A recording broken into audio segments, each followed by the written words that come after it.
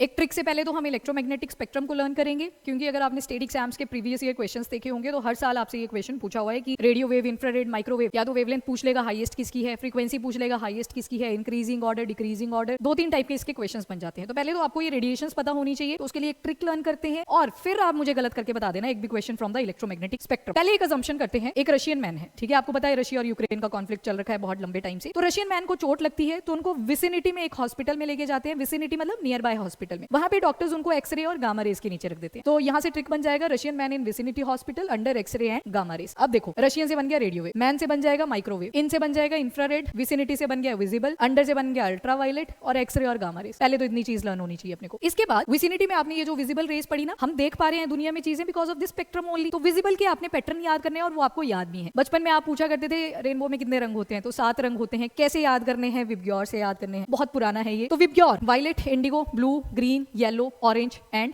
Red. अब जो question है वो कैसे सॉल्व आप करोगे उसको समझते हैं। सबसे पहले तो आर फॉर आपने पढ़ी रेडियो वेव और आर से आपने पढ़ा रेड, दोनों की ही वेवलेंथ सबसे हाईएस्ट रहेगी। पहले तो ये चीज याद कर लो, दोनों की ही वेवलेंथ सबसे हाईएस्ट रहेगी। एक फॉर्मूला हुआ करता था that is E is equal to H nu. Nu यहाँ पे फ्रीक्वेंसी को दर्शाता है, तो यहाँ से हमें पता चल रहा है कि जो E है एनर्जी है वो डायरेक्टली प्रोपोर्शनल है फ्रीक्वेंसी के। फिर न्यू में आप डाल दिया करते थे एच सी लैम्डा, तो यहाँ से पता लग रहा है कि जो वेवलेंथ है ये इनवर्स रिलेशन आ जाएगी एनर्जी के। तो जिसकी वेवलेंथ ज्यादा उसकी एनर्जी भी कम, उसकी फ्रीक्वेंसी भी कम। डन। तो एक पैटर्न तो ये याद आपको रखना है, जिसकी वेवलेंथ ज्यादा उसकी एनर्जी भी कम, फ्रीक्वेंसी भी कम। यानी कि रेडियो वेव हो या रेड कलर हो, दोनों की वेवलेंथ ज्यादा पर इनकी एनर्जी और फ्रीक्वेंसी बिल्कुल कम। फिर पैटर्न में शिफ्ट क्या आएगा? ऊपर की तरफ अगर चलोगे यहाँ पे रेड कलर टू वायलेट, तो आपकी वेवलेंथ डिक्रीज करती चलेगी पर फ्रीक्वेंसी इंक्रीज करती चलेगी, एनर्जी इंक्रीज करती चलेगी। वैसे ही अगर वेव्स के केस में देखोगे तो रेडियो वेव की हमने क्या बोला, सबसे ज्यादा वेवलेंथ, तो इसकी फ्रीक्वेंसी कम, इसकी एनर्जी भी कम। नीचे को जाओगे अगर तो पैटर्न उल्टा हो जाएगा, यानी कि गामा रेज की वेवलेंथ सबसे कम, फ्रीक्वेंसी ज्यादा, एनर्जी ज्यादा। डन। अब आप एक क्वेश्चन सॉल्व करो, इंफ्रारेड रे, विजिबल रे एंड माइक्रोवेव्स, इनको इंक्रीजिंग ऑर्डर ऑफ वेवलेंथ में अरेंज करो। आराम से करना, इस पैटर्न को याद रख के।